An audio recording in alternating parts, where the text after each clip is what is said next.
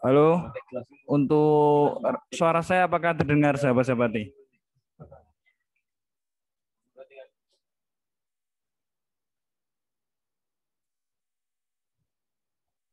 Dimohon untuk sahabat-sahabatinya segera disuruh login ya.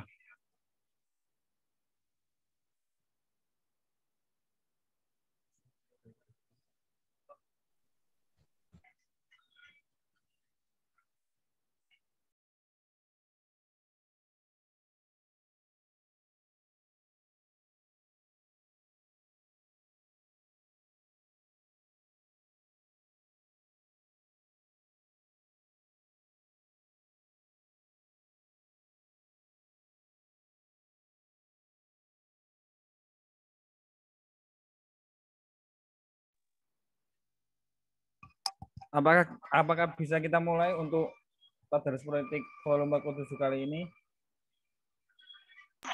Bisa. Monggo dimulai, monggo. Engke.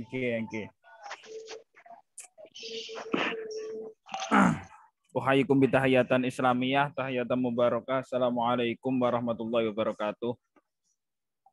Waalaikumsalam warahmatullahi wabarakatuh. Kalau Allah Ta'ala fi kitabil karim khairun nasi anfa'uhum linnas al-ayah ilmu dan bakti kuberikan adil dan makmur kuperjuangkan amma ba'd. Hadratul Muhtaramin yang saya hormati, pemateri Tadarus Politik volume ke-7 Bapak Romel, dan tak lupa kepada sahabat-sahabati yang saya rasa sedang bahagia. Salawat pertama-tama marilah kita panjatkan puji syukur kita kehadirat Allah Subhanahu wa taala karena atas segala limpahan rahmatnya kita bisa bermuajahah di forum daring kali ini. Kemudian salawat serta salam marilah kita haturkan kepada sang revolusioner akbar, sang aktor pergerakan yaitu baginda Nabi Muhammad SAW biqaulina Allahumma sholli ala sayyidina Muhammad. Kemudian di Tadarus Politik volume ke-7 kali ini kita akan membahas terkait politik lokal, yang mana ketika kita membahas dimensi politik itu kan ada 3. Yang pertama politik secara global, yang kedua nasional, dan yang ketiga politik lokal. Dengan hal itu, maka dalam kali ini orientasi pembahasan kita tertuju pada politik lokal yang akan dibawakan oleh Bapak pemateri yaitu Bapak Romel. Untuk waktu dan tempat saya persilahkan.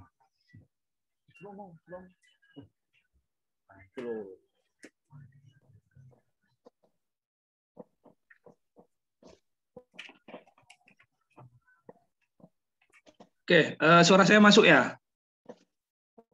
Masuk, Pak, masuk. Ini nggak ada pengantar apa-apa dari moderator apa gitu. Langsung ya. Tadi sebenarnya saya berencana ke mana, ke komisariat biar enak itu loh di sana, tapi ternyata kondisinya di sana itu belum tersedia streaming, jadi mending dari sini saya ngomongnya. Oke. Assalamualaikum warahmatullahi wabarakatuh.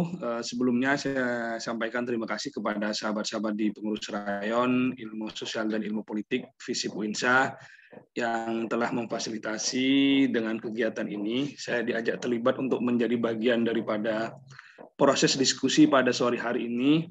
Dan seperti biasa di dalam forum PMI itu adalah sebagaimana saya dulu waktu jadi pengurus rayon, pengurus komisariat, dan pengurus cabang di Jogja dulu. Jadi prinsip diskusi dalam PMI itu adalah bahwa transfer pengetahuan itu tidak satu arah. Jadi nanti saya juga bisa belajar kepada sahabat-sahabat dari pengurus dan juga kader-kader nanti kaitannya dengan bahan ataupun kaitannya dengan politik lokal yang akan kita diskusikan pada sore hari ini. Jadi nanti makanya saya sangat senang pada acara sore hari ini bisa terlibat secara virtual untuk diskusi bersama ini. Mungkin langsung saja ya. Jadi nanti pasca saya menyampaikan materi, nanti teman-teman bisa diskusi dan juga bisa memberikan sanggahan, bahkan kritik mungkin yang kaitannya dengan apa yang saya sampaikan.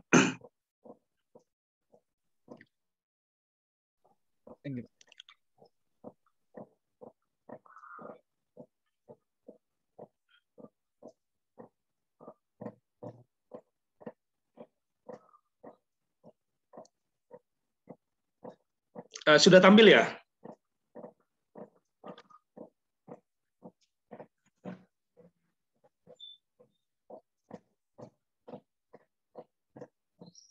Screen-nya sudah tampil? Sudah ya? Sudah, Pak. Sampun. Oke. Jadi kajian ataupun pembahasan tentang politik lokal itu memang cukup luas karena kita akan membicarakan berbagai konten dan juga kaitannya dengan proses politik yang berlangsung di tingkat lokal. Makanya kemudian pembahasan tentang politik lokal itu sangat umum dan nanti bisa kita lihat dari banyak sisi nanti. Namun begini, kira-kira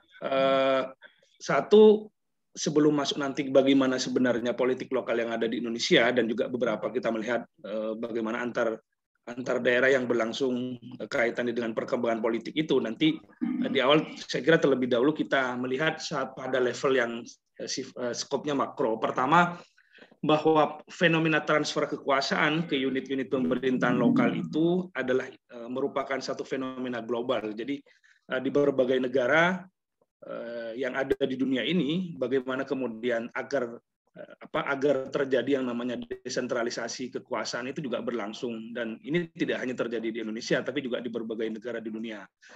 Agar kemudian kekuasaan itu tidak terpusat dan tidak terkontrol pada satu tangan, maka kemudian pemerintahan di tingkat lokal itu kemudian juga diberikan wewenang yang dalam salah satu orientasinya adalah bagian daripada proses demokratisasi, termasuk dengan yang berlangsung di Indonesia. Makanya kemudian salah satu penanda politik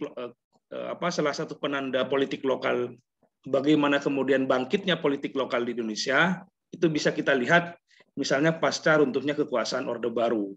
Bagaimana kemudian kita lihat di era kekuasaan Orde Baru, justru politik lokal itu hanya sebatas menjadi stempel ataupun legitimasi kekuasaan yang berlangsung di Jakarta. Termasuk kemudian siapa yang akan menjabat, misalnya itu diatur oleh pemerintah pusat, misalnya yang menjabat sebagai Bupati A, Bupati B, dan semacamnya. Jadi tidak ada mekanisme demokrasi yang berlangsung di tingkat daerah. Makanya kemudian pasca reformasi ini kemudian momentum yang menjadi salah satu yang menjadi momentum penting bagaimana kemudian politik lokal itu kemudian mendapat perhatian kembali, termasuk misalnya ada aktor, institusi, dan kemudian budaya yang sebelumnya pada masa Orde Baru itu kemudian perannya sangat kecil. Nah, itu kemudian pada era pasca Orde Baru itu kemudian terutama ketika masa reformasi itu kemudian muncul kembali.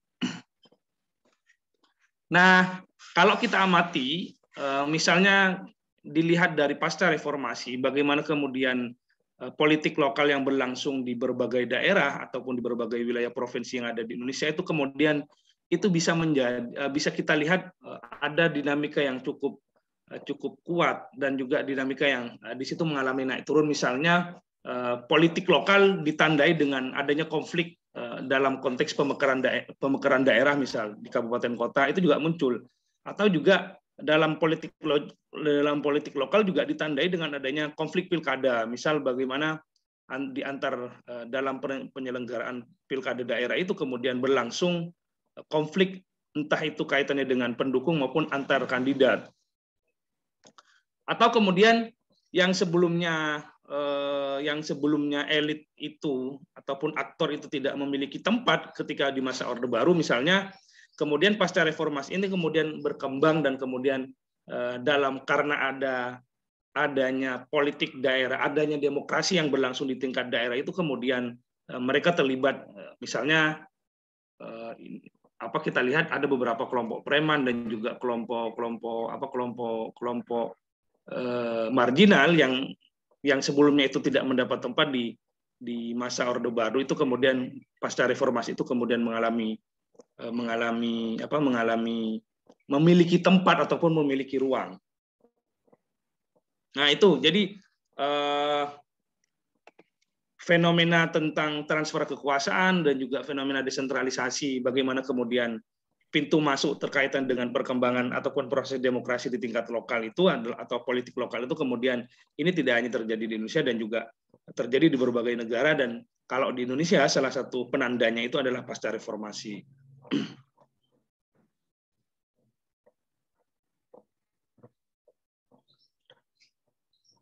Oke, terus apa yang kemudian kita bahas kaitan dengan politik lokal itu tentu yang kita hendak lihat dalam bagaimana semisal penelitian tentang politik lokal itu adalah bagaimana kemudian penyelenggaraan pemerintahan daerah, termasuk di situ kaitannya dengan bagaimana kehidupan masyarakat yang ada di daerah-daerah itu. Makanya kemudian yang diamati dalam politik lokal itu baik itu diamati bagaimana kemudian penyelenggaraan kekuasaan yang berlangsung di daerah, termasuk bagaimana kemudian aktor-aktor yang terlibat, misalnya kelompok kepentingan, masyarakat, media massa, dan semuanya itu dilihat kaitannya dengan proses politik yang berlangsung di daerah. Nah, institusi politik lokalnya apa? Kemudian di sini bisa kalau kita melihat pada pembagian struktur politik dan infrastruktur dan suprastruktur politik, maka bisa dilihat misal institusi struktur politiknya itu ada ada pemerintah daerah dalam hal ini eksekutif, gubernur dan semacamnya, dan OPD dan semacamnya itu. Terus kalau di tingkat legislatif itu ada DPRD, entah itu DPRD kabupaten kota maupun DPRD provinsi.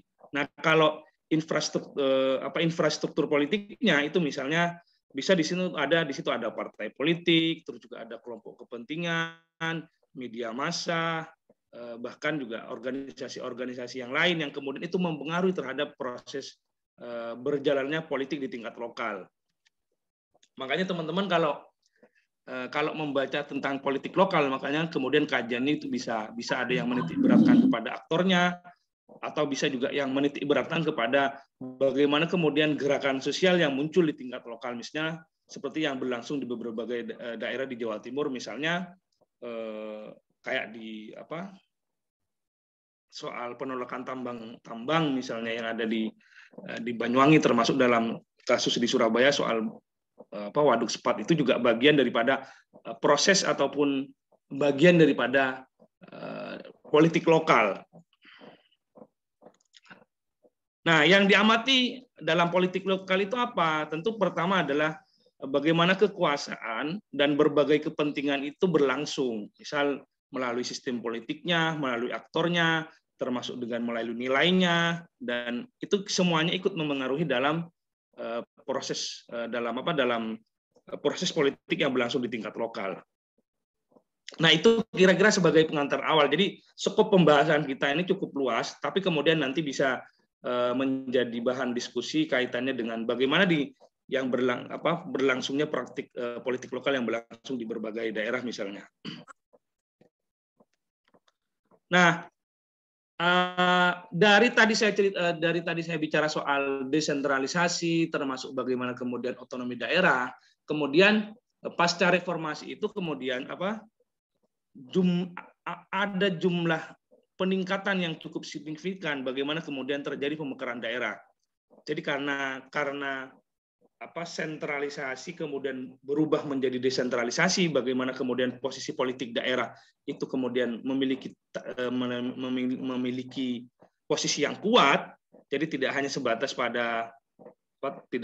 pada transfer kekuasaan dari pusat kemudian daerah, tapi kemudian daerah kemudian juga memiliki kewenangan yang cukup kuat dan juga memiliki posisi yang sejajar. Nah, kemudian ada upaya yang kemudian berlanjut bagaimana kemudian di berbagai daerah itu baik itu di tingkat kabupaten maupun provinsi di Indonesia itu ada upaya untuk kemudian melakukan pemekaran kabupaten kota. Nah, kalau kita melihat ini angkanya cukup signifikan. Nanti sahabat-sahabat bisa menandai ini. Misalnya dari tahun 99 sampai tahun 99 itu jumlahnya kabupaten kota kita di Indonesia itu baru sebatas 300. Maka kemudian di tahun 2004 itu naik jumlahnya itu menjadi 440. Itu bertambah 140. Kemudian sampai tahun ini itu 514 dan itu sekitar kalau dibanding penambahannya dari tahun 2004 itu kemudian ada penambahan 74. Jadi ini bagian daripada proses politik yang berlangsung di tingkat lokal karena kemudian karena jelas sangat berbeda ya ketika di era Orde Baru maka tekanan politik itu di daerah itu cuma hanya mensuplai kepentingan Jakarta. Kalau ini kemudian daerah itu termasuk di situ aktor politiknya, politisinya, kemudian mengalami sama-sama berusaha untuk kemudian terlibat dalam kontestasi politik termasuk di dalamnya adalah bagaimana kemudian mengakomodir kepentingan masyarakat, misalnya kaitannya dengan pemekaran daerah dan semacamnya. Nah, sedangkan fakta yang lain kaitannya dengan pilkada, dalam pilkada itu juga ditemukan bagaimana kemudian terjadi proses kekerasan.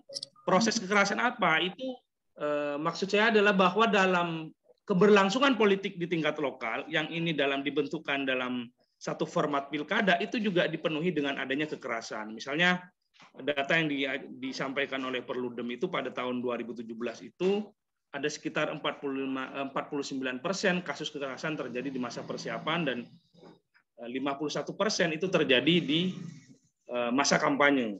Dan fakta lain mungkin, dan ini sudah menjadi salah satu fakta yang sangat umum dan banyak diketahui, bagaimana di setiap momentum pilkada, dan terakhir ini pilkada pada tahun 2020, jadi politik dinasti masih terus masih terus memiliki tempat di situ, dan ada 129 calon kepala daerah. Risetnya Negara Institute itu dari 129 calon kepala daerah itu yang memiliki latar belakang politik dinasti itu 57 menang dan 72 kalah.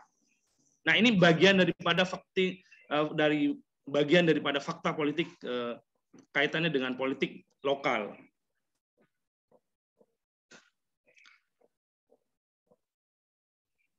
Kalau berdasarkan corak, setidaknya bisa dilihat bagaimana ketika masa sebelum kemerdekaan, era Orde Lama, Orde Baru, dan pasca reformasi. Yang saya bahas sebelumnya tadi, itu pada masa reformasi. Dan kalau kita lihat pada coraknya, jadi kalau sebelum kemerdekaan itu, karena memang masih sistem, masih juga, misalnya pada saat sebelum penjajahan di masa kerajaan, di era Nusantara, dan juga ketika di masa feodalisme di mana negara kita masih dalam penjajahan, itu kekuasaan ataupun yang diperoleh oleh elit itu tentu melalui satu kerangka hukum adat dan juga yang sifatnya itu sangat totaliter karena menganggap masyarakat itu sebagai dalam tanda kutip itu ya seperti budak. Jadi dia bukan dianggap sebagai warga negara. Makanya kemudian mereka tidak punya suara ataupun tidak bisa berpartisipasi politik. Mereka hanya menjalankan terhadap perintah, misalnya perintah raja dan juga perintah daripada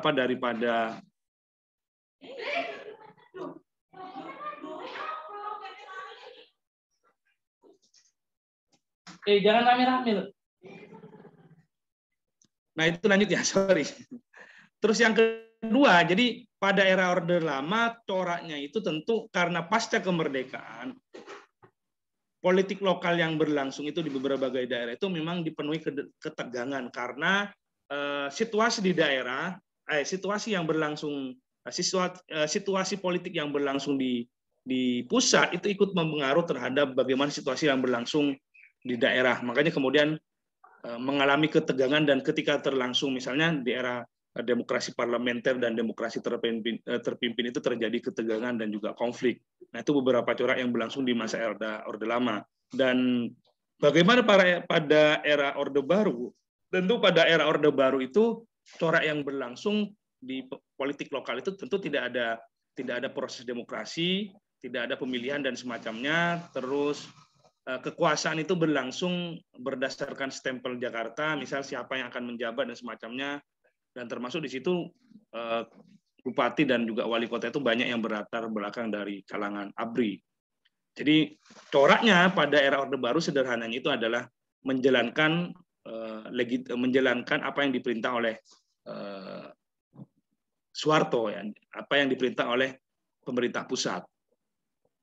Nah, kemudian kemudian pada era reformasi, politik lokal itu berlangsung dengan ketegangan dan menguatnya aktor-aktor yang sebelumnya tidak punya tempat di masa Orde Baru, dan itu kemudian memiliki tempat. Nah, tentu coraknya pada era reformasi ini kemudian yang sebelumnya tidak terlibat, kemudian terlibat, termasuk juga kemudian daerah yang kemudian sebelumnya masih satu lingkup, misalnya satu kabupaten, satu wilayah dengan provinsinya yang lain, misalnya semisal kayak Banten yang awalnya masih ikut Jawa Barat, kemudian juga itu kemudian ada pemekaran jadi satu, menjadi provinsi tersendiri. Jadi secara teritori itu kemudian pasca reformasi itu kemudian yang sudah saya sebutkan tadi, jadi ada penambahan dari segi jumlah kabupaten kota, dan di situ juga melambangkan ataupun menunjukkan bahwa ada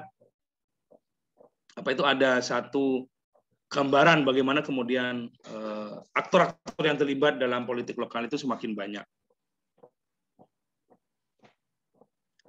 Nah, ini hanya sebagian pada riset yang saya cantumkan di sini, dan tentu masih banyak lagi. Jadi bagaimana sih sebenarnya wajah politik lokal saat ini? Tentu kalau kita melihat dari fase bagaimana penanda awalnya itu adalah jadi tahun 99, jadi pasca reformasi itu politik lokal itu berlangsung dengan misalnya studi risetnya Clinton. Jadi waktu itu justru yang berlangsung politik lokal itu berlangsung dengan kekerasan.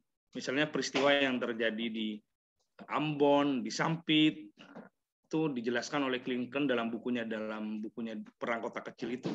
Di situ Clinton menggambarkan bagaimana kemudian dalam tahun-tahun pasca reformasi itu justru yang berlangsung di daerah itu adalah tahun-tahun penuh ketegangan. Misalnya tragedi Poso dan semacamnya itu. Di Ambon, di Sampit. Nah, dan sialnya kekerasan yang berlangsung itu salah satunya digunakan ataupun dimanfaatkan oleh elit politik yang ada, elit politik lokal itu kemudian untuk kemudian membangun posisi dan pengaruh. Termasuk di situ tentang bagaimana kemudian mempromosikan pemekaran daerah, karena dalam satu daerah itu, dalam satu kabupaten itu, satu daerah dianggap tidak mewakili terhadap kepentingan masyarakatnya, ataupun lebih tepatnya tidak mewakili terhadap kepentingan elit. Makanya kemudian ada upaya untuk kemudian berusaha untuk kemudian melakukan pemekaran. Nah, jadi kalau wajah yang berlangsung awal-awal itu adalah kita lihat itu maka penuh dengan kekerasan. Nah, riset yang dilakukan oleh Fedi Arhadis misalnya dia ini menarik saya kira yang ditulis oleh Fedi ini. Jadi sebenarnya elit politik baik di pusat maupun lokal itu masih kira-kira sederhananya masih dikuasai oleh predatoris lama. Dalam hal ini Orde Baru ya. Jadi perubahan-perubahan instrumen misalnya seperti perubahan sistem pemilu, terus juga desentralisasi, termasuk keterlibatan munculnya politik di tingkat lokal, itu sebenarnya menurut kesimpulannya Fedi Arhadis itu hanya sebagai instrumen saja yang pada dasarnya itu adalah instrumen-instrumen itu digunakan oleh predatoris lama ini untuk kemudian mengamankan sumber daya baik itu dalam bentuk politik maupun ekonominya. Makanya kemudian wajah wajah politik lokal yang berlangsung di daerah misalnya masih dipenuhi dengan misalnya ada tindakan koruptif dan semacamnya itu. Terus juga masih diwarnai dengan misalnya ada politik dinasti. Jadi kemudian justru politik bukan berlangsung bagaimana kemudian menjadi arena berbagai kontestasi untuk mewujudkan kesejahteraan masyarakat, justru di situ menjadi arena bagaimana mengamankan keluarganya, mengamankan sumber daya ekonominya. Nah, menurut Fedi itu seperti itu, dan dia buktikan misalnya bagaimana yang berlangsung di Jawa Timur dan juga di Sumatera Utara. Nah, berikutnya juga studi yang dilakukan oleh riset yang dilakukan oleh Abdul Rozaki misalnya juga menunjukkan bahwa politik lokal misalnya berlangsung di Madura itu justru dikendalikan oleh dua entitas. Pertama itu adalah kiai dan juga yang kedua itu adalah oleh blater ataupun preman ya, secara dalam tanda kutip preman. Jadi dua entitas ini, blater dan kiai ini memiliki peran yang cukup signifikan bagaimana kemudian keberlangsungan politik yang berada di tingkat lokal. Jadi tidak heran misalnya beberapa hampir nyaris di Madura itu yang menjadi bupati itu adalah dari kalangan kiai, dan penyokongnya salah satu penyokong bagaimana kemudian menjadi penyokong terhadap pengaruh itu salah satunya adalah dari kelompok blater itu, dari kelompok preman itu. Jadi kalau kelompok blater itu membangun kekuasaannya itu melalui membangun konstruksi kekuasaannya ataupun pengaruhnya itu melalui kekerasan, misalnya kalau di Madura itu dengan carok dan semacamnya. Kalau kiai itu justru membangun konstruksi kekuasaannya itu melalui konstruksi kultural, misalnya melalui pesantren dan semacamnya, melalui agama dan semacamnya. Dan dua entitas ini mewarnai bagaimana kemudian wajah demokrasi di tingkat lokal yang ada di kabupaten kota. Dan riset yang lain misalnya risetnya Leo Agustinus ini yang melakukan penelitian di Banten, justru hadirnya desentralisasi berupa otonomi daerah itu, bagaimana kemudian pemberian wewenang kepada daerah itu justru sebenarnya tidak ubahnya kemudian justru itu menjadi panggung bagaimana kemudian digunakan oleh sekelompok elit berpengaruh untuk kemudian melanggengkan kekuasaannya melalui politik dinasti. Dan kita lihat misalnya di Banten itu dikeluargai ataupun di Banten itu dikuasai oleh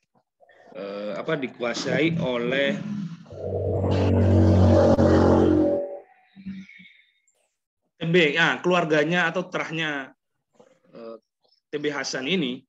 Jadi ini salah satu gambarannya, misal Ratu Atut itu dulu sebagai anaknya itu gubernur Banten, terus juga istri, anggota DPRD, terus ini juga mulai dari istri, anak, menantu, anak, cucu. Nah, dia memiliki posisi yang kuat di daerahnya. Dan itu menggambarkan menurut Leo itu, jadi sebenarnya hadirnya desentralisasi itu justru yang terjadi bukan pada bagaimana kemudian daerah politik lokal itu kemudian mencerminkan keberdayaan misalnya dengan hadirnya pemimpin yang visioner, terus juga hadirnya partai politik yang kemudian kader-kader partai politik yang kemudian konsisten terhadap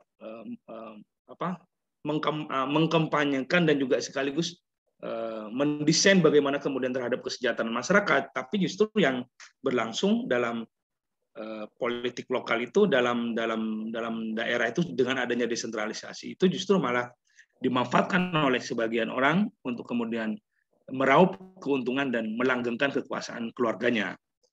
Nah, ini wajah demokrasi di tingkat lokal yang ataupun wajah politik lokal yang berlangsung di berbagai daerah.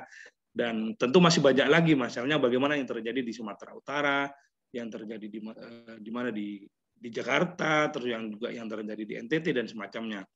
Karena masing-masing apa yang terjadi di daerah kaitannya dengan politik lokal itu kemudian aktor termasuk nilai institusi yang di dalamnya itu memainkan peran yang berbeda-beda antara masing-masing daerah.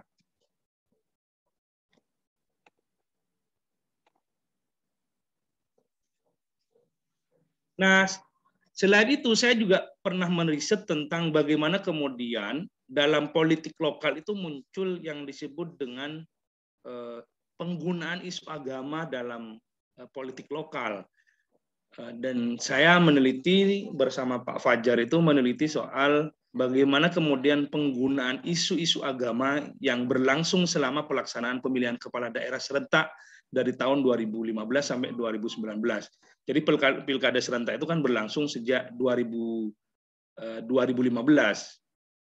sampai tahun 2020 kemarin ya. Cuman tulisan ini sudah dipublikasikan sebelumnya, jadi saya waktu itu hanya fokus pada bagaimana isu-isu agama yang berlangsung dalam politik lokal dalam hal ini.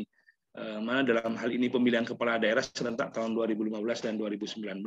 Hasilnya tentu sangat tergambar bagaimana kemudian dalam politik lokal itu terdapat penggunaan instrumen isu-isu agama untuk kemudian mendulang kepentingan ataupun mendulang keuntungan, baik itu dalam rangka black campaign dalam hal ini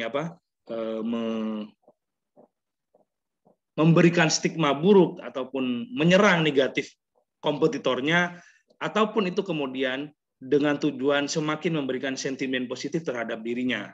Jadi isu agama itu digunakan itu, dan itu terjadi di sepanjang 2015 sampai 2019 itu ada temuan riset saya dan Pak Fajar itu menemukan terdapat isu yang muncul, isu agama itu muncul di 7 daerah. Misalnya apa yang kemudian motif yang melatar belakangi dalam politik lokal itu dalam penggunaan isu agama itu di dalam pilkada itu. Jadi yang melatar belakangi justru tujuannya itu adalah kemudian membangkitkan politik identitas. Jadi politik identitas itu digunakan dengan harapan memberikan stigma buruk terhadap kompetitor, terhadap lawannya, atau memberikan sentimen positif terhadap dirinya. Misalnya politik identitas Islam yang digunakan, dia kemudian ketika ada kompetitornya itu berasal dari non-Islam, dia sebutkan. Misalnya kemudian muncul kampanye yang Islam milih yang Islam, Muslim wajib milih Muslim, misalnya gitu-gitu. Jadi reason ataupun alasan yang dimunculkan itu bukan lagi pada bagaimana profiling tentang visi misi dia dalam membangun daerah, tapi kemudian yang dimunculkan itu adalah isu yang sifatnya identitas. Dan hal dalam ini politik identitas itu digunakan untuk kemudian ya itu tadi, jadi memberikan memberikan stigma buruk terhadap kelompok lain atau terhadap kompetitor lain dan memberikan citra positif terhadap dirinya. Nah, apa yang kemudian dalam konteks yang melantari dari berdasarkan riset saya kaitan dengan politik lokal dalam hal ini pilkada dan penggunaan isu-isu agama dalam pilkada, maka kemudian biasanya itu di konteks yang melantari itu ada dua. Pertama itu adalah sejarah dan pengalaman konflik. Jadi misal di dalam satu daerah itu yang melaksanakan pilkada itu terdapat sejarah dan pengalaman konflik agama, maka kemudian biasanya dimunculkan. Nah, misalnya kayak di Jawa, di Jawa Barat, nah itu beberapa ada pengalaman masa lalu konflik dan kemudian itu dimunculkan lagi. Atau yang kedua, jadi konteks kompetitornya dalam satu paket, dalam satu calon itu di antara calon kepala daerah itu yang berkompetisi itu ada yang beragama minoritas misalnya, kayak yang terjadi di mana di Solo, bukan Solo, yang terjadi di Sumatera Utara waktu pilkada 2018 itu, terus juga yang terjadi di Jakarta waktu pilkadanya Ahok.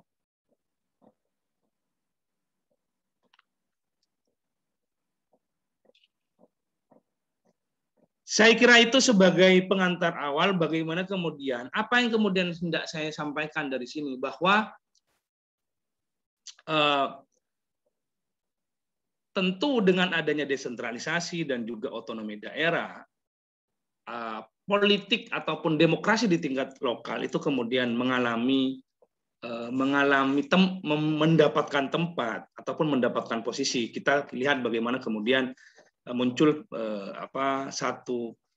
muncul kelompok-kelompok sipil masyarakat yang kritis dan ini juga ditopang oleh adanya politik lokal yang berlangsung. Bagaimana kemudian keran partisipasi dan semacamnya itu dibuka. Jadi tidak seperti zaman Orde Baru. Tapi di sisi yang lain, wajah politik lokal kita itu sampai sejauh ini, Mas, ataupun wajah bagaimana kemudian desentralisasi daerah yang berlangsung melalui otonomi daerah, melalui politik lokal kita ini yang berlangsung di berbagai daerah, itu secara umum masih menggambarkan bagaimana justru itu dimanfaatkan oleh kelompok elit tertentu yang itu kemudian untuk mendulang kepentingan ekonomi, mendulang keuntungan secara sosial maupun keuntungan secara ekonomi, misalnya dengan adanya politik dinasti dan semacamnya. Jadi desentralisasi yang asumsi gagasan besarnya adalah agar ada partisipasi politik di daerah, agar ada demokratisasi politik di tingkat lokal, tapi justru yang terjadi sebaliknya, pembajakan terhadap demokrasi di tingkat lokal. Misalnya kalau sudah misalnya yang berkuasa itu saja, misalnya. Nah, itu kan justru bertentangan dengan demokratisasi dengan gagasan dasarnya. Terus gagasan desentralisasi juga yang kedua adalah bagaimana kemudian sumber daya ekonomi yang dimiliki oleh daerah itu dimanfaatkan untuk kepentingan kesejahteraan masyarakat. Tapi justru yang terjadi kita tahu bahwa sumber daya yang dimiliki daerah itu kemudian banyak di sebagian dan juga banyak saya kira itu digunakan ataupun dimanfaatkan untuk kepentingan kelompok-kelompok tertentu. Misalnya tentang yang marak terjadi dan hari ini juga banyak mengalami pukulan pahit kelompok-kelompok buruh, kelompok-kelompok masyarakat itu ya tentang penggunaan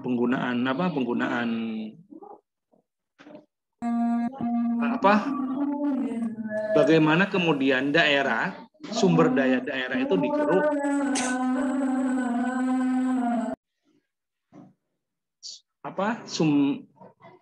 sumber daya yang dimiliki misalnya kayak pertambangan dan semacamnya itu justru tidak untuk kesejahteraan masyarakat tapi juga hanya mementingkan kelompok-kelompok tertentu. Dan ini terjadi misalnya tentang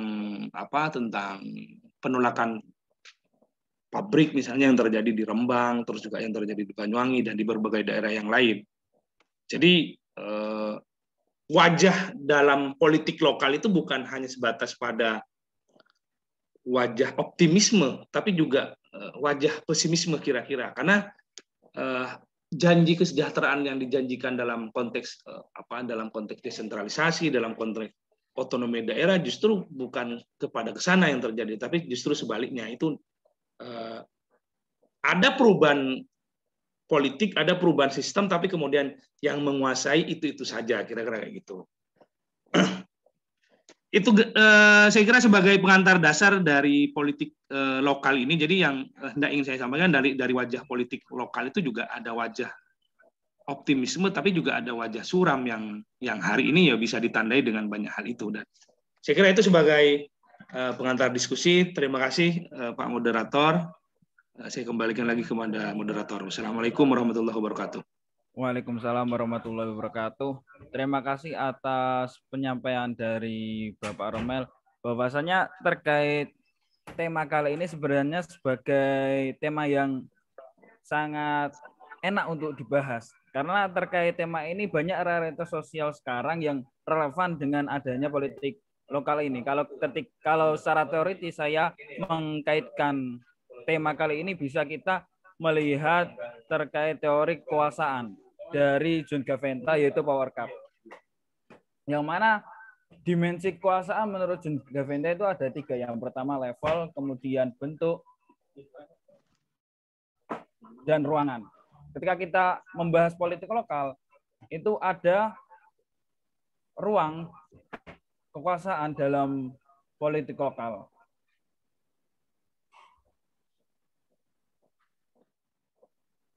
Hal ini juga bisa menjadi stimulus untuk para sahabat-sahabati untuk menanyakan bagaimana terkait kekuasaan, utamanya kekuasaan elit politik di tingkat lokal. Karena ketika kita melihat level atau tingkatan politik lokal terkadang disisihkan dalam pembahasan politik.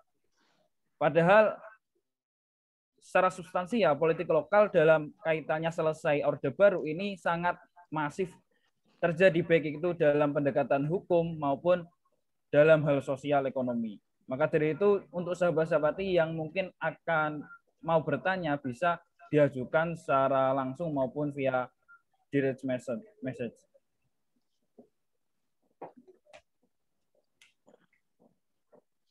Monggo untuk sahabat-sahabati bisa menanyakan pertanyaan terkait politik lokal kali ini.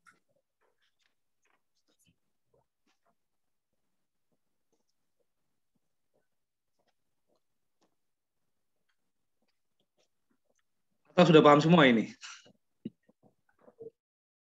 Kalau untuk sahabat angkatan 20 ya, nanti untuk semester depan ada pembahasan terkait politik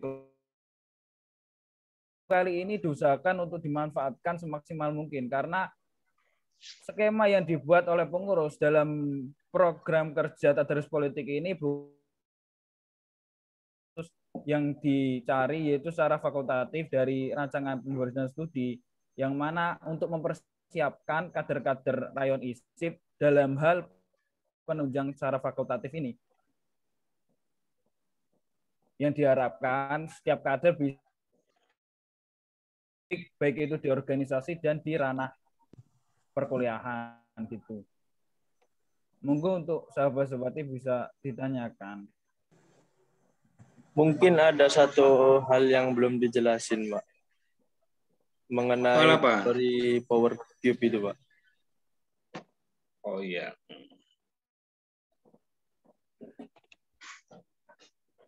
Sebentar saya mana ya?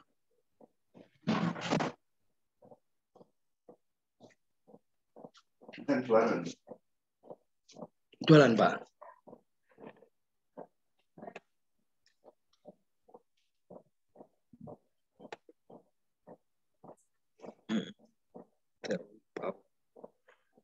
Sorry, Power Cup dari.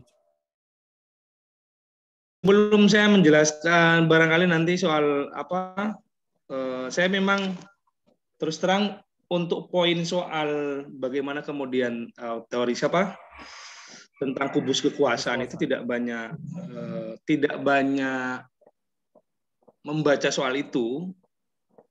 Jadi nanti saya kasih ada tulisannya Pak Khalik itu menjelaskan buku soal itu. Nanti teman-teman bisa jadi bahan untuk bacaan ya. Jadi gimana soal kubus kekuasaan dan semacamnya.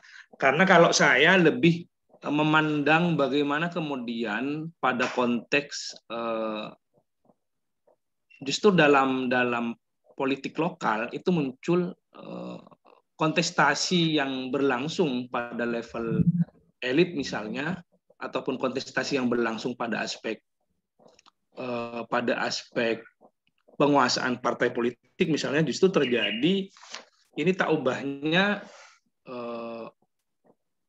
masing-masing di berbagai daerah itu memunculkan satu kekhasan tersendiri. Misalnya di Madura, katakanlah di Madura salah satu pasti yang kalau kita membaca dalam konteks narasi politik lokal, maka kemudian bisa melihat peran kiai dan juga peran belater ya. Tapi juga kalau melihat bagaimana kemudian di Jakarta misalnya juga muncul misalnya kelompok-kelompok FBR. Jadi kelompok FBR, kelompok FPI, nah, itu juga memiliki peran bagaimana kemudian narasi politik yang berlangsung di tingkat provinsi itu. Saya sengaja memang tidak menjelaskan soal kubus kekuasaan itu. Nanti teman-teman bisa baca sendirilah kaitannya dengan itu. Nah, makanya kemudian yang saya hadirkan justru riset-riset yang berlangsung misalnya tentang misalnya salah satu riset yang disampaikan oleh VDR Hadis kaitannya dengan bagaimana sebenarnya justru kekuasaan politik yang ada di daerah diwacanakan oleh sebagian kelompok bahwa itu akan menghadirkan kesejahteraan, akan menghadirkan bagaimana kemudian keberdayaan politik, tapi justru itu hanya perubahan format saja. Kalau dulu kan kekuasaan itu berada di tangan Soeharto, lalu kemudian hari ini menyebar kemana-mana begitu. Nah, kondisi-kondisi termasuk dalam hal misalnya riset saya soal isu agama. Jadi isu agama itu meskipun berlangsung, jadi kita lihat bagaimana isu agama itu juga ikut mewarnai bagaimana kemudian dalam konteks narasi politik lokalnya. Nah, itu yang saya kira daripada, karena persoalan konstruksi teorinya yang soal kebesusanan itu bisa dibaca oleh teman-teman, tapi dari topik-topik ini yang sebenarnya ingin saya diskusikan dengan sahabat-sahabat gitu loh. Ya, baik. Terima kasih atas penjelasan ulang lagi dari Bapak Romel. Untuk sahabat-sahabati, monggo untuk adakah yang ingin didiskusikan?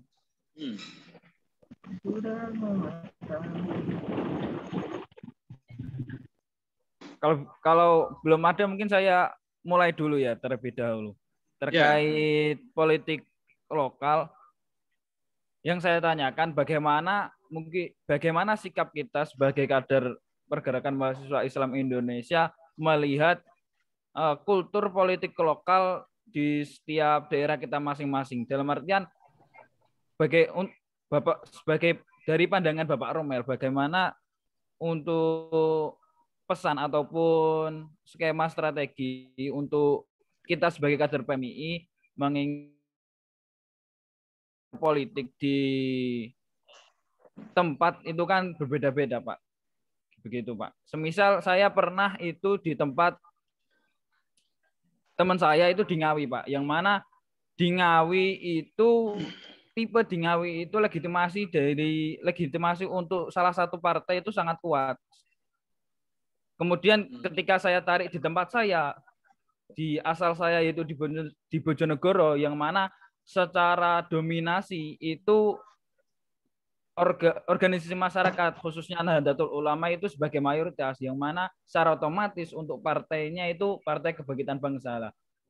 Terkait dinamika tersebut, bagaimana sikap kita sebagai kader PMI melihat kondisi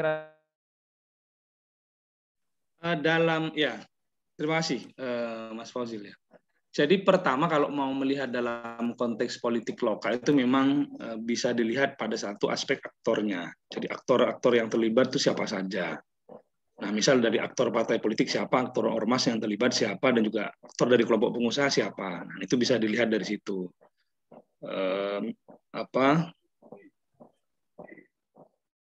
Jadi kemudian dari situ itu kemudian kita lihat bahwa aktor yang terlibat dalam konteks politik lokal, misalnya di Kabupaten Bojonegoro itu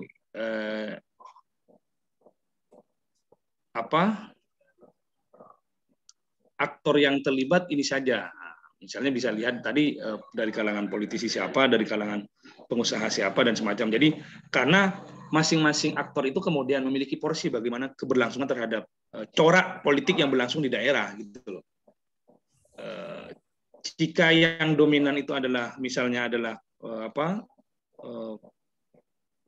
yang dominan daripada aktor yang ada di daerah itu adalah kelompok kiai, maka kemudian konstruksi corak politiknya yang biasanya juga menggunakan isu-isu sentimen agama.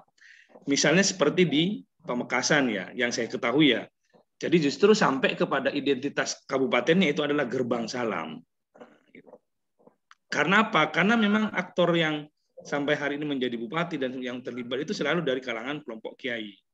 Nah, yang kedua, dalam melihat dinamika politik lokal, yang kedua selain melihat aktor, justru kita melihat bagaimana penguasaan bisa dilihat dari preferensi perilaku pemilihnya. Misalnya kenapa kemudian masyarakat cenderung terhadap partai A, partai B, partai C. Nah, itu Atau yang kedua bisa dilihat pada yang ketiga bisa dilihat kepada organisasi kepentingannya. Misalnya ada ormas dari situ juga bisa dilihat, dan juga bagaimana kemudian peran ormas dalam konteks pilkada, ataupun dalam konteks peran ormas itu dalam isu publik misalnya. Misalnya dalam satu isu misalnya tentang di daerah itu mungkin ada satu kebijakan A, bagaimana kemudian ormas itu merespon isu itu gitu loh. Nah, selain dilihat dari aktor, terus juga dilihat daripada organisasi ataupun kelompok kepentingan yang terlibat itu, termasuk juga dilihat dari bagaimana preferensi perilaku pemilih masyarakat. Jadi kemudian nanti yang muara besarnya untuk melihat bagaimana arena kepentingan itu ataupun arena kekuasaan itu dikontestasikan, dilihat di level daerah. Nah, sehingga kemudian kita kenapa kemudian bisa menjawab, kenapa kemudian dalam satu daerah ini, misal Surabaya, basis pemilihnya tetap yang menang itu adalah siapa? Dari kalangan nasionalis ataupun katakanlah dari kelompok pemilih PDI misal yang masih menang. Nah, nanti bisa dilihat dari situ. Nah, dan itu bisa menggambarkan nanti bahwa ternyata kepentingan itu ditransaksikan melalui berbagai kelompok yang ada di masyarakat. Dan kalau melihat dari misalnya dari yang tadi yang saya sebutkan soal Surabaya tadi, ya akhirnya bisa dijelaskan nanti kenapa kemudian yang menang misalnya sampai hari ini adalah kelompok PDIP dan semacamnya. Berbeda mungkin dengan di daerah misalnya di Sumeneb ataupun di Sidoarjo misalnya. Jadi ada peran, jadi mulai dari peran aktor, peran elitnya, peran juga ormasnya, juga peran itu yang peran-peran yang lain itu baik secara struktur politik maupun suprastruktur politik itu kemudian memiliki peran terhadap keberlangsungan dalam politik lokal itu. Itu kira-kira Fauzul ya yang jadi gambaran ketika hendak meneliti politik di lokal. Jadi terserah nanti mau meneliti dari aspek apanya, aspek ataupun juga bisa dilihat dari aspek secara keseluruhan nanti. Oke, Pak. Terima kasih atas jawabannya. Ini juga ada pertanyaan dari sahabat siapa Haris ya? Sahabat Haris. Saya izin tanya, apakah tingkat rayon di pergerakan mahasiswa Islam Indonesia ini juga nonton, Pak? Jadi kalau lokalitas itu dianggap sesuatu yang sikopnya itu adalah di tingkat skopnya pada wilayah misal paling bawah gitu. Bisa juga, tetapi kalau saya kira tidak masuk ke sana ya kajiannya. Iya, ini out of context ini pembahasan untuk sahabat Haris ya. Haris. Institusi politik lokal itu apa saja yang bisa kita lihat? Misalnya kalau yang institusi formal itu bisa dilihat pemerintah daerah, pemerintah atau bisa eksekutif maupun legislatif. Kalau institusi non formalnya bisa lihat misalnya atau tadi yang saya sebut itu misalnya partai politiknya bagaimana. Terus juga kelompok organisasi berbasis kepentingannya bagaimana. Itu juga bisa dilihat. Oke, ini ada pertanyaan kedua ya.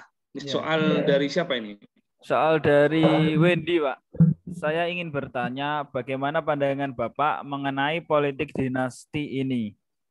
Di mana seperti apa yang Bapak jelaskan bahwasanya dinamika politik lokal di Indonesia seperti itu. Ada beberapa yang sudah Bapak sebutkan tadi, yaitu di Jakarta, Madura, Sumatera, dan lain-lain. Apakah fenomena yang terjadi mencederai demokrasi bangsa dan negara, di mana semua orang berhak berpolitik dan mempunyai hak dan kesempatan yang sama? Terima kasih, Pak. Ya, justru memang mencederai terhadap prinsip-prinsip dari demokrasi itu. Jadi, politik dinasti itu kan pada akhirnya hanya menguntungkan satu kelompok tertentu. Dan ini mencederai terhadap proses demokrasi. Jelas mencederai karena apa? Karena esensi daripada demokrasi itu kan adalah bagaimana kemudian kekuasaan itu diorientasikan untuk kesejahteraan masyarakat, bukan kesejahteraan keluarganya, termasuk privilege terhadap keluarganya. Nah, itu jelas melukai terhadap prinsip-prinsip demokrasi. Salah satu prinsip demokrasi yang paling penting itu kan adalah partisipasi seluruh masyarakat, bagaimana juga dalam partisipasi terlibat dalam konteks menjadi calon. Karena salah satu yang menjadi salah satu yang menjadi penjelas, jadi justru politik dinasti itu muncul karena memang oleh kelompok lain itu dalam tanda kutip direkayasa agar tidak ada kompetitor. Nah, itu muncul mulai entah itu digembosi melalui partai politiknya, jadi di seluruh partai politiknya dia borong, nah kan bisa gitu. Atau secara dukungan politik dari bawah kemudian dikerdilkan. Nah, biasanya seperti itu politik dinasti itu. Dan ini bisa terjadi misalnya di Solo ya.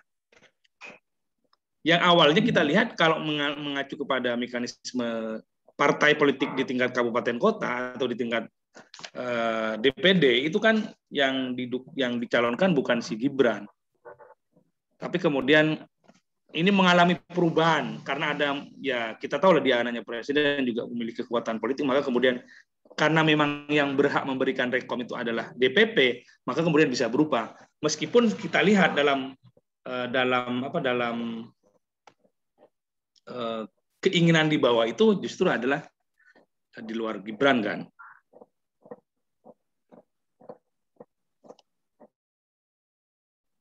Itu saya kira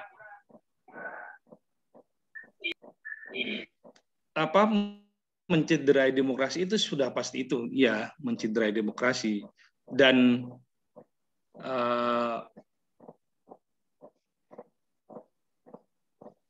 karena memang tidak memberikan ruang terhadap, bukan tidak memberikan ya, karena proses politik itu tidak ada di situ.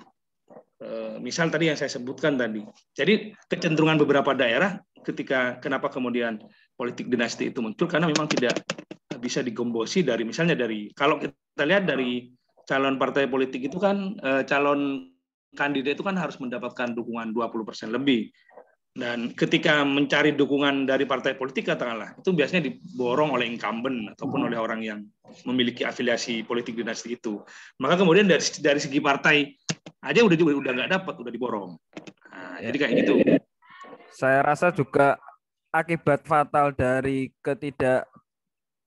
ketidakselarasan adanya otonomi daerah dan desentralisasi, tidak berjalan baiknya desentralisasi dan otonomi daerah juga bisa menimbulkan salah satunya ya dinasti politik itu tadi. Kemudian oligarki dan otoritarisme itu juga bisa terjadi dari tidak berjalan baiknya desentralisasi dan otonomi daerah. Menurut saya itu juga bisa masuk, Pak. Ya. Oke, ada yang lain?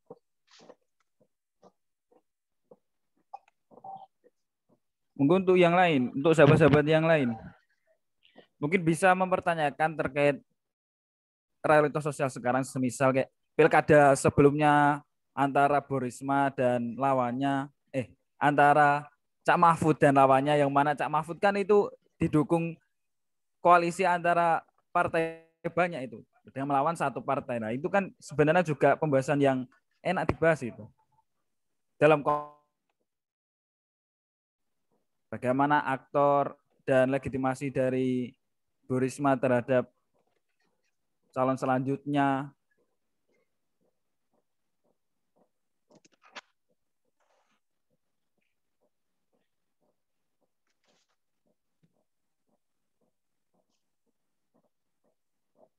Monggo untuk sahabat-sahabat bisa untuk Akil. Ayo langsung aja, langsung. Nuril Baidowi. Apa karena sore ya diskusi kita ya? Emang kalau sore gini ya? Banyak kan mungkin ngabuburit itu Pak malah.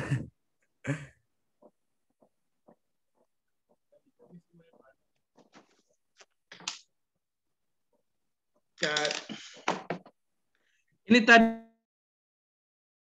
soal penjelasan soal kubus kekuasaan itu ya. Jadi bisa dibaca oleh teman-teman nanti. Karena menurut saya begini, jadi konstruksi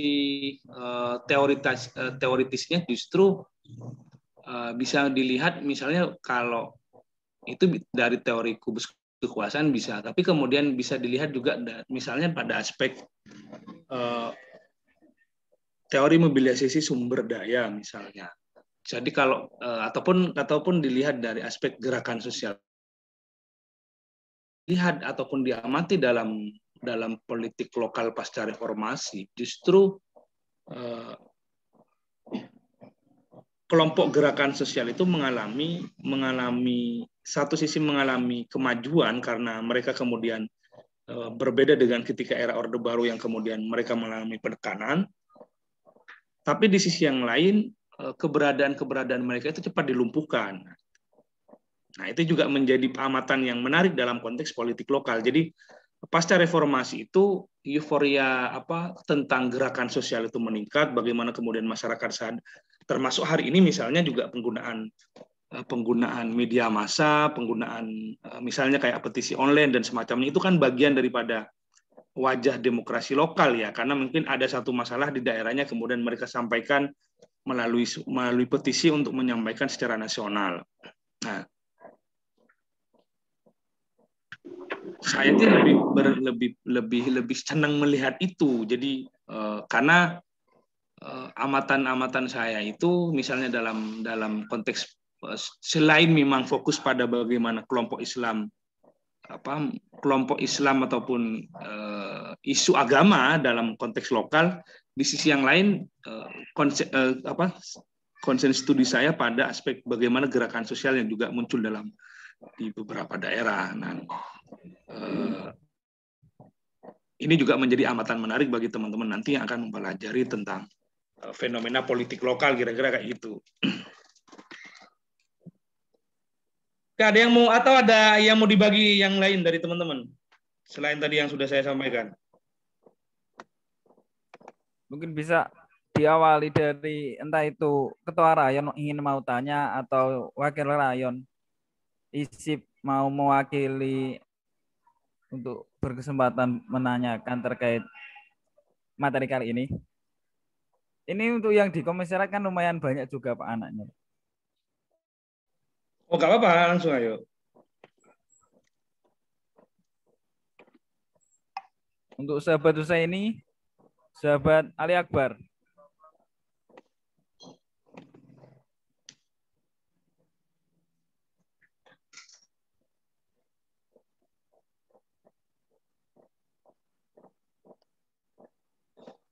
Atau malah nanti saya yang bertanya? Moga-moga Pak.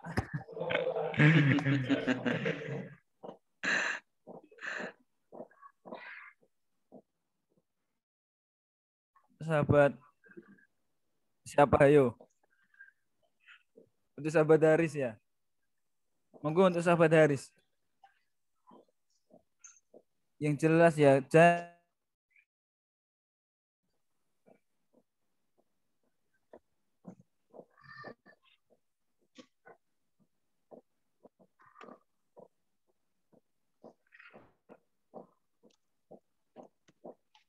ini tapi nyimak teman-teman ya, jangan entah HP-nya ditaruh terus ngabuburit ini.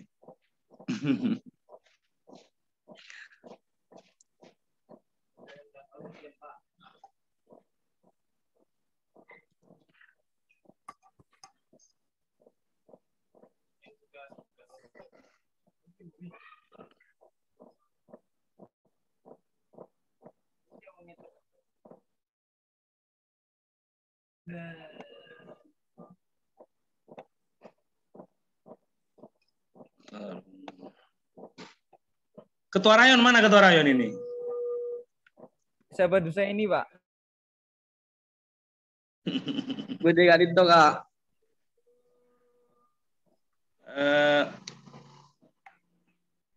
Ada yang mau ditanyain lagi soal fenomena politik lokal teman-teman?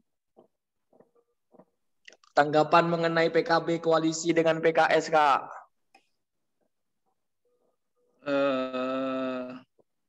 Saya kira belum belum jauh lah.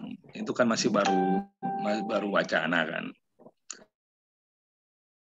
Koalisi dalam apa dulu? Kalau koalisi itu biasanya koalisi dalam dukungan. Nah, ini kan masih baru silaturahim aja toh di sana toh. Baru nanti sudah koalisi itu yang dimaksud dengan koalisi ketika itu sudah koalisi dalam pencapresan. Misal koalisi pendukung pemerintah. Nah, misal kayak ini masih belum lah. Tapi saya kira memang ya partai politik tuh memang karena memang kontestasinya adalah kepentingan ya, justru dia harus membuka diri dengan berbagai kelompok kepentingan. Jadi ya, pertautannya bukan pertautan, dan ini yang menarik juga, pertautan di partai politik di Indonesia, termasuk di daerah, mungkin nanti ini juga jadi gambaran dalam politik lokal ya, bahwa all party to catch all.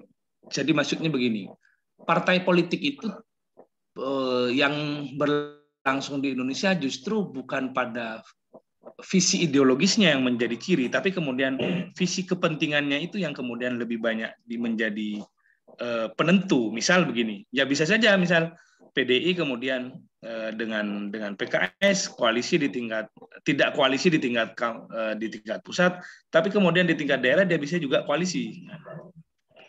Karena apa? Karena pertautan ideologisnya bukan menjadi penentu utama visi ideologisnya. Yang menjadi visi utama adalah kepentingan dalam konteks koalisinya itu. Makanya kadang ada beberapa daerah yang kemudian tidak sama, misalnya, ya tadi itu di koalisi pusat PDI dan PKS tidak berkoalisi, bahkan PKS seringkali menjadi kelompok yang berseberangan dengan PDI ataupun dengan pemerintah katakanlah. Tapi kemudian di daerah gimana? Ya ada yang biasa aja ya, mereka ketemu apa? Artinya satu paket dalam koalisi gitu, dalam suatu koalisi pencalonan kepala daerah biasa aja di situ gitu. Oke, ini Haris, gimana? Ada tanya apa Haris?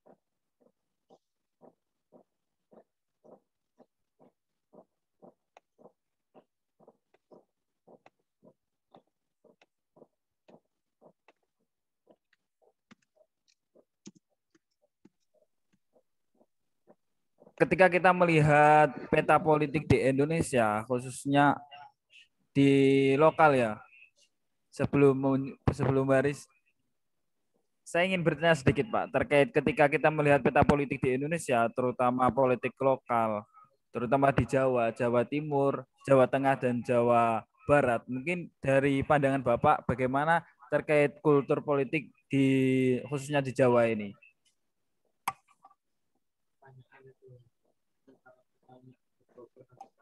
Kultur politik itu gimana maksudmu itu? Ya, mana semisal kita kaitkan dengan agama, bahwa Jawa Timur ini terlihat sangat dekat dengan agama,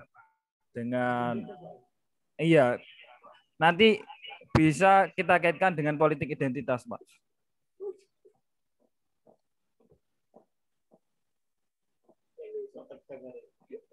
Kalau melihat momentum, misalnya momentum beberapa politik pilkada katakanlah, justru politik identitas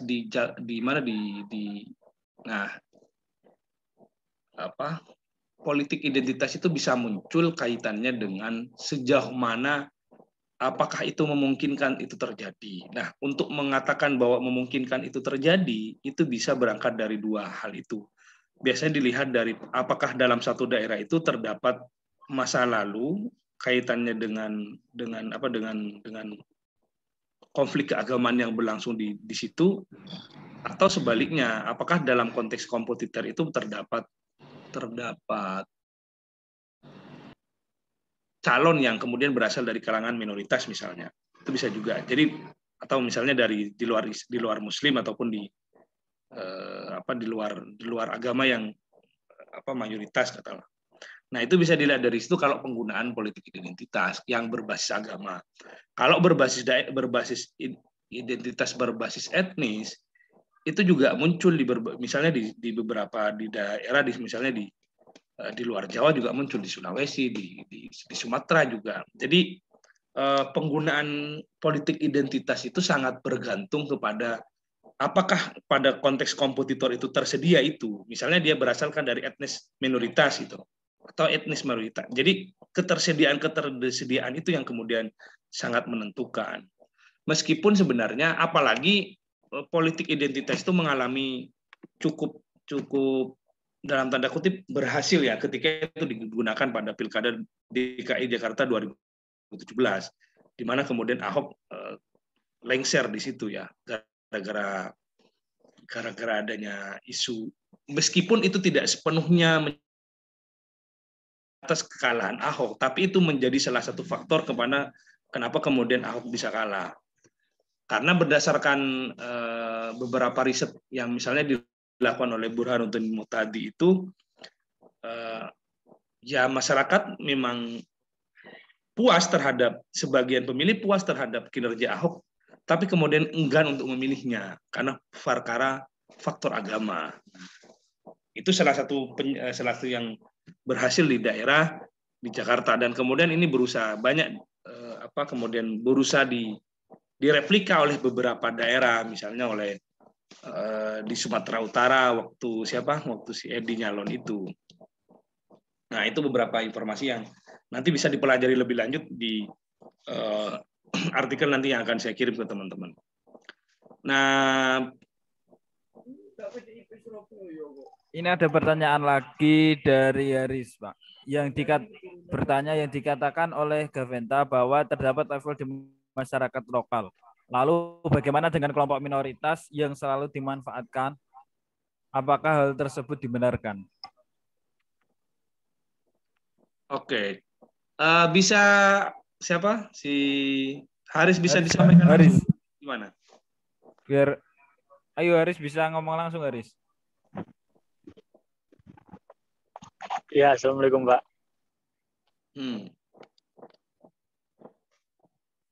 Gimana, Haris? Maksudnya dari pertanyaan saya kan, jika seorang Gaventa tadi mengatakan ada level dalam politik lokal, lalu jelas ada level yang terendah, di mana level tersebut dimiliki oleh kelompok minoritas, yang di mana minoritas itu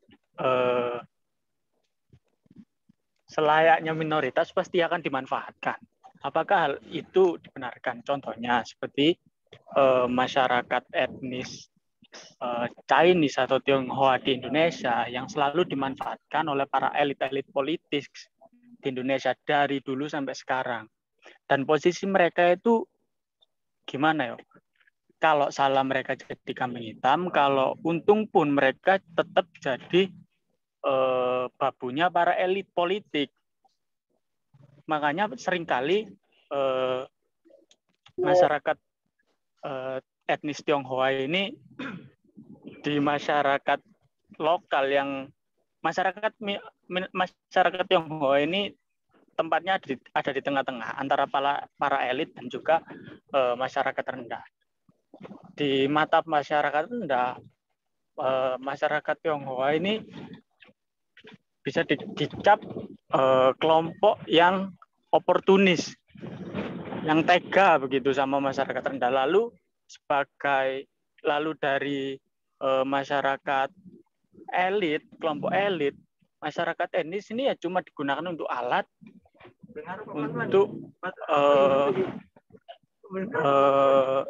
untuk memanfaatkan masyarakat yang lebih rendah lagi, Pak, seperti itu. Jadi mereka itu posisinya serba salah begitu, Pak. Pertanyaannya saya, apakah hal itu dalam politik lokal juga dibenarkan? Ya, sebenarnya bukan perkara benar atau tidak benar ya. Itu yang menjadi poin Haris. Jadi kekuasaan itu selalu akan berusaha untuk kemudian jika perlu dilakukan. Makanya perspektif kekuasaan yang kamu mau pakai adalah perspektif kekuasaan apa. Misal ada perspektif kekuasaan yang kemudian menghalalkan segala cara, termasuk di situ mengorbankan kelompok kepentingan ya, kelompok minoritas ya pasti akan dikorbankan kepentingan itu. Jadi kekuasaan itu kemudian diorientasikan dengan menghalalkan segala cara. Jadi dan ini yang menggambarkan bagaimana kemudian humanisme politik itu tidak muncul. Padahal kalau dalam konteks humanisme politik itu justru politik itu mengajarkan bahwa ada kemanusiaan di dalamnya. Bagaimana kemudian memperhatikan kesejahteraan kelompok masyarakat, termasuk dalam memberikan pelindungan terhadap kelompok minoritas, misalnya dalam konteks legacy, dalam konteks kebijakan politik, dalam konteks perlindungan sosial dan semacamnya itu loh. Dan ketika kelompok minoritas itu dimanfaatkan untuk kepentingan, misalnya dalam kepentingan politik elektoral katakanlah, ya tentu dalam prinsip yang lebih universal itu tidak dibenarkan, terutama kaitannya dengan prinsip-prinsip kemanusiaan, tentu tidak dibenarkan ya. Kalau kita misalnya, dan ini memang sesuai dengan apa yang dijelaskan oleh siapa, oleh Gaventa ya. Jadi kalau penjelasannya si Gaventa itu kan ada dua, pada level bentuk kekuasaan itu kan ada kekuasaan yang terlihat ataupun visible power itu, terus yang kedua juga ada kaitannya dengan kekuasaan yang tersembunyi ataupun hidden power itu, terus juga ada kekuatan yang tidak terlihat ataupun invisible power. Jadi dari berbagai power, dari berbagai kekuasaan itu sebenarnya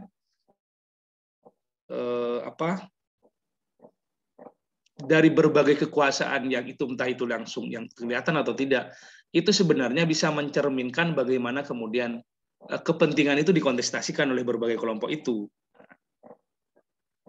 Nah, posisi saya kalau ditanyakan apakah bagaimana kemudian ketika kelompok ini katakanlah kelompok LGBT misal, ataupun kelompok penganut Syiah misalnya, dalam konteks kekuasaan justru harus memberikan perlindungan terhadap ke sana. Karena apa? Karena dia itu adalah kelompok rentan, kan begitu ya.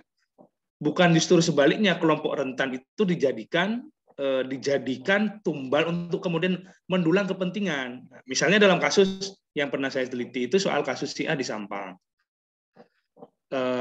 Pada level isu populis, calon kepala daerah ataupun bupati waktu itu justru tidak akan mendukung terhadap mereka. Kenapa? Karena jika mendukung kelompok Syiah akan dianggap sebagai bagian daripada Syiah, kan begitu toh. Padahal visi cara pandang pemerintah daerah ataupun justru harus cara pandangnya adalah dia adalah bagian warga negara dan mereka harus dilindungi, kan begitu tuh. Tidak peduli apa identitas keagamaannya, karena pada level dia sebagai warga negara, cara pandang negara itu sudah cukup gitu loh, kan begitu. Makanya kemudian harus memberikan perlindungan dan sebagainya. Namun wajah politik lokal kita ataupun wajah kekuasaan yang berlangsung di daerah itu tidak sinetral itu gitu loh, ataupun tidak seideal itu. Kadang warga itu kemudian dipilah berdasarkan preferensinya, berdasarkan identitasnya, dan kalau kembali kepada apa yang seharusnya ya nggak mungkin akan kayak seperti itu. Misal sesuai dengan apa kemudian hak warga negara? Hak warga negara yang kemudian mendapatkan pelayanan secara prima, terus yang kedua dia juga mendapatkan hak politik, terus dia juga mendapat perlindungan dari negara.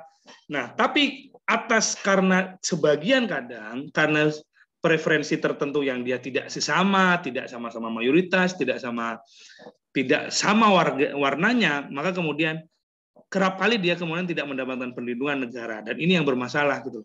Termasuk dalam konteks kebebasan bicara di depan publik ataupun kebebasan mengekspresikan kebebasan berserikat, kebebasan dalam konteks berorganisasi dan semacamnya. Dan wajah yang mau hendak saya sampaikan sebenarnya begini, wajah politik lokal yang ada di daerah itu ya ada yang wajah gelap, ada yang wajah merah, ada yang wajah suram, dan nyaris yang lebih banyak muncul dari hasil penelitian justru wajah suram, misalnya soal local strongman. Jadi kemudian di beberapa daerah muncul local strongman, orang kuat lokal yang kemudian menguasai daerah itu entah itu dalam transaksi politik, pilkada dan semacamnya, dan mereka yang berkuasa. Jadi bukan warga sebagai pemilihan warga justru mendapatkan tekanan daripada local strongman ini. Atau ada yang wajah lain misalnya yang culas, pemimpin daerahnya culas, yang kemudian bisa dalam bentuk misal memberikan izin terhadap pertambangan misalnya, yang sekalipun itu adalah daerah konservasi misalnya, daerah sama seperti kayak di Surabaya. Kalau teman-teman mengamati, kalau berdasarkan perspektif politik tata ruang, justru sebenarnya banyak ruang-ruang yang ada di Surabaya ini justru hanya mencerminkan kepentingan kelompok kapital ataupun kelompok pemilik modal. Misalnya seperti yang terjadi di Surabaya Barat, di Surabaya Timur dengan Pakuan dan semacamnya itu. Padahal ada beberapa penelitian yang menyebutkan justru daerah misal kayak di Surabaya Barat itu adalah daerah lahan resapan air, daerah konservasi lingkungan. Di situ daerah daerah lahan basah. Bagaimana salah satu fungsi daripada lahan basah itu adalah sebagai lahan resapan air. Dan karena izin yang berlangsung dari pemerintah daerah kaitannya dengan properti, perumahan dan semacamnya mengindahkan itu, maka kemudian ya ketika terjadi misalnya kayak bencana apa dan semacamnya, banjir dan semacamnya, maka yang paling mungkin adalah kemudian menyalahkan curah hujan yang tinggi daripada bicara soal desain tata kebijakan yang bermasalah. Makanya sering kepala-kepala daerah itu ketika disinggung soal banjir, kenapa banjir apa? Ini ada curah hujan yang tinggi, apa? Kemudian yang dipermasalahkan itu adalah curah hujannya, bukan dalam konteks tata kelola pemerintahannya. Itu sih Haris ya. Jadi nanti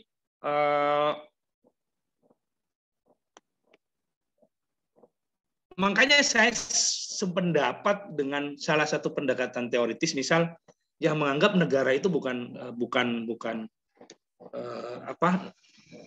tidak netral gitu, termasuk pemerintah gitu loh. Karena asumsi yang banyak yang berkembang kan pemerintah itu netral, pemerintah itu tidak berpihak, tidak apa.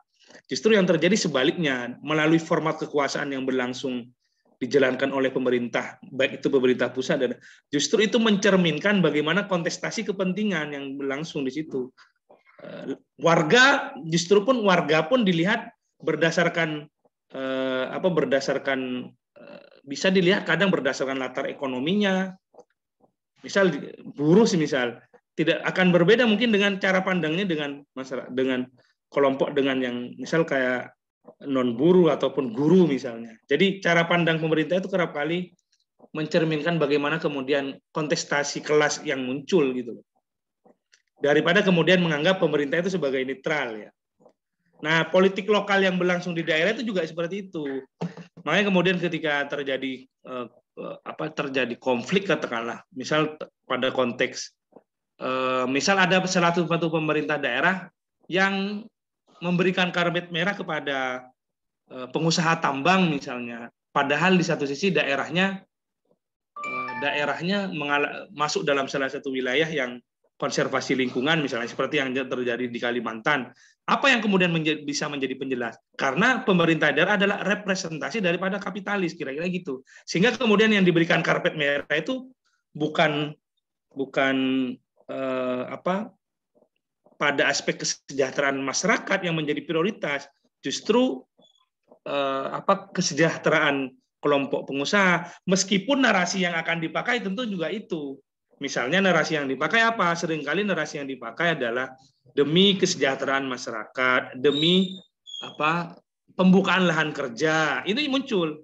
Misal dulu saya meneliti soal pabrik semen di Rembang. Yang muncul apa narasinya? Kenapa Pak ini dimunculkan? Ya ini untuk membuka lahan pekerjaan. Meskipun pada akhirnya warga sekitar tidak mendapat pekerjaan di situ. Itu hanya mendapatkan pekerjaan ketika usaha kasar aja ketika bangun pabriknya. Tapi ketika bicara soal kemampuan teknokratis, mengelola dan sebagainya, pasti kelas-kelas ya alumni ITS, alumni UNER gitu-gitu pasti akan dapat. Artinya, tapi narasinya yang dibangun oleh pemerintah daerah ya ini nanti dengan akan adanya pabrik semen ataupun dengan adanya pabrik tambang misalnya oleh pemerintah daerah itu ini adalah membuka lahan pekerjaan yang akan berdampak bagi masyarakat, bagi apa? Tapi nyatanya justru sebaliknya. Nah, ini yang kemudian wajah politik lokal kita tuh kayak gitu loh. Termasuk yang dipraktikkan oleh pemerintah daerah itu. Makanya jika ada yang mengatakan negara itu netral, pemerintah itu netral, saya tidak percaya itu karena justru dia representasi dari berbagai kelompok kepentingan itu dan justru dia kadang mewakili kelas ataupun kelompok tertentu daripada dia sebagai representasi dari warga. Kayak itu ada yang lain dari teman-teman? Apakah ada yang ingin ditanyakan lagi untuk sahabat-sahabati?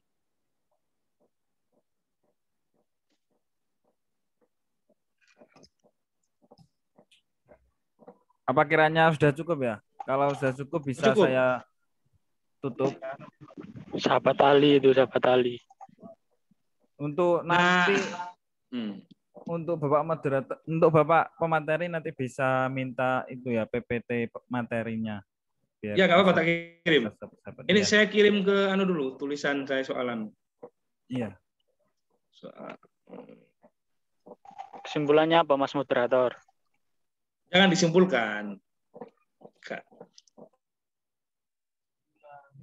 Tidak ada belum apa khawatir nanti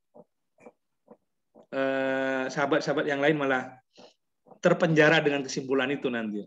Betul. Langsung saja. Tapi terakhir mungkin kalau memang pun mau diakhiri, kalau apa yang ingin ini ada satu tulisan saya kirim ya ke teman-teman ya. Ini juga bagian daripada politik lokal. Jadi saya kirim dulu.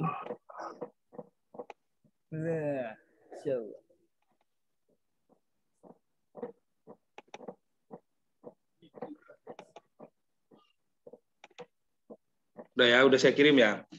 Dalam mengamati politik lokal, dalam mengamati misalnya dalam konteks kekuasaan yang berlangsung di dalam pemerintahan lokal itu memang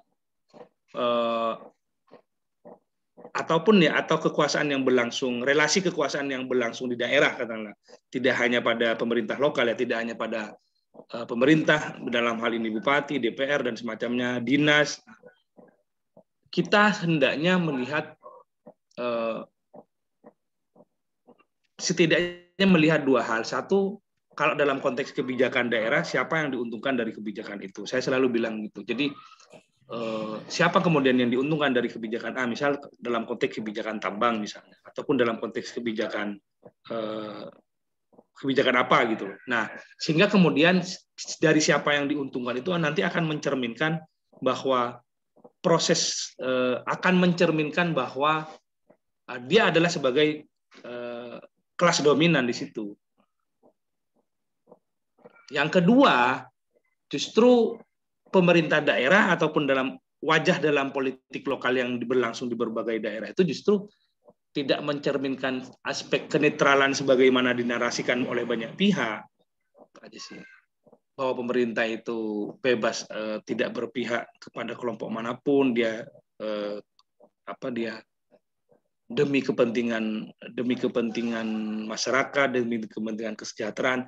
Namun yang terjadi kerap kali kebijakan yang muncul itu adalah mewakili satu kelompok kepentingan tertentu. Nah, itu aja. Sehingga kemudian cara pandang kita itu akan berbeda dengan melihat pemerintah daerah ataupun politik lokal itu sebagai sesuatu yang alamiah, sesuatu yang netral. Nah, itu kan berbeda nanti.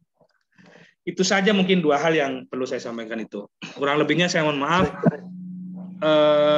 Sekali lagi saya terima kasih kepada sahabat-sahabat dan saya nggak tahu, harapan saya sebenarnya lebih banyak dialektika ya, jadi nanti kita bisa atur kapan forum lain, mungkin malam atau kapan nanti atau di rayon atau di komisariat yang lebih tidak ada waktu ya. Jadi kalau sore mungkin teman-teman kan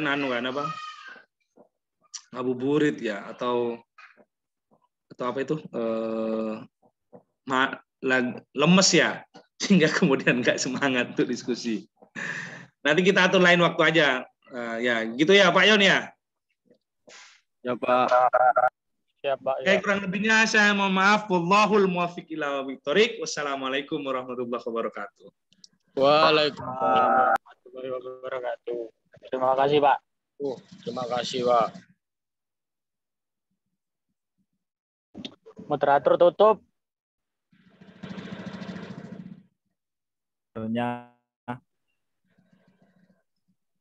Terima kasih atas penyampaian dari Bapak pemateri, dan saya mewakili pengurus Rayon Ilmu Sosial dan Ilmu Politik juga mengucapkan banyak-banyak terima kasih dan mohon maaf sebesar-besarnya apabila ada kesalahan baik itu secara teknis maupun non teknis. Saya sebagai moderator juga mohon maaf sebesar-besarnya. Akhiron undur maqala wala tandur manqala wallahul muwaffiq ila aqwamit thoriq. Assalamualaikum warahmatullahi wabarakatuh. Waalaikumsalam. Waalaikumsalam.